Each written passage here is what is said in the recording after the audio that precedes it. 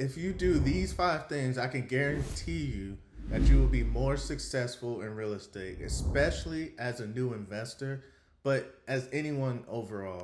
Of course, when we're starting anything, especially something with a big commitment as buying a house, we want to make sure that we can avoid as many mistakes as possible. Of course, we're going to make mistakes, but we want to make sure that we're making minimum mistakes, that these mistakes are not going to break the bank or break us or break our mentality.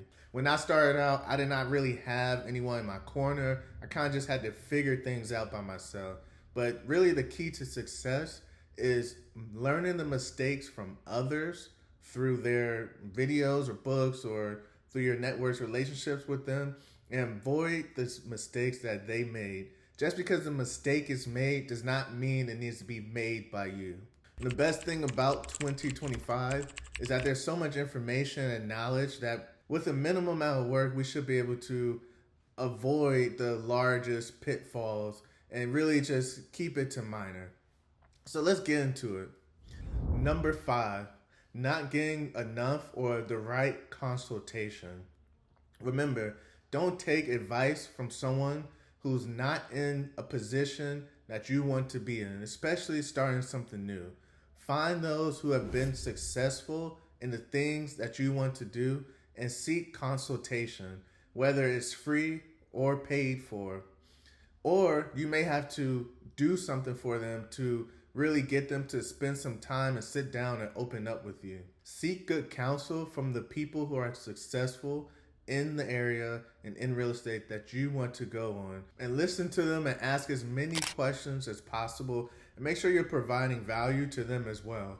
Oftentimes people are willing to help, willing to sit down with you, have breakfast, coffee, whatever. Just make sure that you're doing your part too, whether you're offering to buy these meals, or you're offering to provide a service to them that they can use too, and they're going to be more amped to want to teach you and help you along your journey. Mistake number 4, not doing the pre-work. What do I mean by this? When I first wanted to buy my own house, first I talked to a lender and decided what I could qualify for and maybe what things I need to do in order for me to qualify for more. It took me about 10 months from the time I spoke to my lender to actually buy my first home.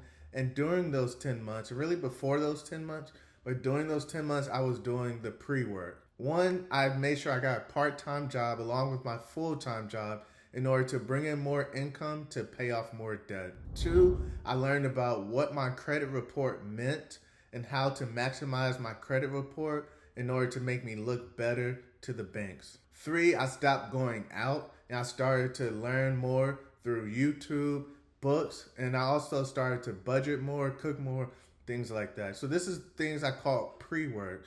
I kept myself in the mindset of knowing I wanted to buy a house, and I only focused on what was needed to do to buy the house. I tried to cut out as much junk and anything that was not going to lead me to the goal of buying a property. So this is what I call pre-work. Pre-work is very important because you want to make sure you have a strong, good, stable start to real estate, because you want to make sure that you're putting yourself in position to be as successful as possible on that first deal, because if you're not, it may lead you to never wanting to do a deal again.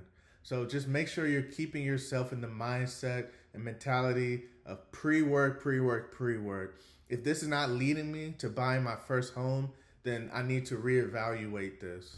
Number 3, starting off buying too high. Yes, we all want that nice big house. We all want a new construction home. We all want the bells and whistles when buying our first home, but do we need those?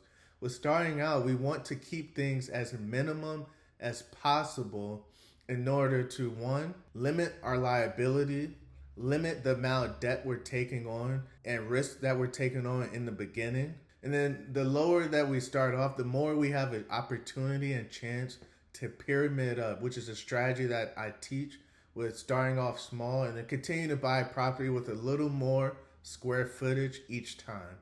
But if you already start at the top of that mountain, it's going to be very hard to pyramid up from there. And lenders and your credit report and the way that your balance sheet is going to work out, it's going to be much harder for you to maneuver buying off a $300,000-$400,000 house instead of buying a $100,000 or $200,000 house. Of course, everything is area dependent as well, but you really want to start at the lower side, lower tier of your area. Get used to becoming a landlord. Get used to, learning the business of real estate while still, being able to get your foot into the game. Number two, not changing your mindset. Real estate and business is all about your mindset. When things go wrong, you can choose how you want to look at it. When you have setbacks in your rehabs or your new construction or with your tenants and you have to go to court and eviction, your mindset is everything. If you allow these things to defeat you, you're never going to be able to see the potential that you could have had and make advances within real estate because you never trained your mind. You never went in and said, look, things are going to happen. I'm probably going to have to do an eviction. I'm probably going to have an insurance claim. I'm probably going to have issues with the city here and there. These are things that are going to happen. It's not a matter of if, a matter of when. And when these things happen, you have to already program your mind to know these are just stepping stones in your real estate journey, but they're not the end. They're not going to defeat you. They're not going to end your real estate journey. You have to have a go-getter, never quit attitude when it comes to real estate. And yes, it will get tough at times, especially as you're growing and moving forward. And look at it as an opportunity to maybe pivot and change the way that you're conducting business, change your processes, but don't look at it as a reason to quit and get out. And the number one mistake a beginner can make in real estate is not thinking ahead and taking advantage of the momentum that you're building. You don't want to look at real estate and look at purchasing your first home and just say, this is it. On the journey of purchasing your first or second home, you should already know what the plan is for the future after you're buying this home. You should already know where you're moving your money, if you're going to refinance, if you're going to get a HELOC. These are all things along the journey. And your next move should already be planned. Really, your next few moves should already be planned while you're still working on that one move. Building on momentum is very important because if you don't, you're not going to really have that fire built up inside you to really be able to move at a nice pace in order to really gain traction in real estate. You should always be thinking ahead. Okay, when I buy this property, I'm going to refinance this property. Once I refinance this property, I'm going to look to go buy these 2 flips over here. Once these flips are purchased, I'm going to make $30,000 each from these. I'm going to put it into a 4-unit apartment building, for example.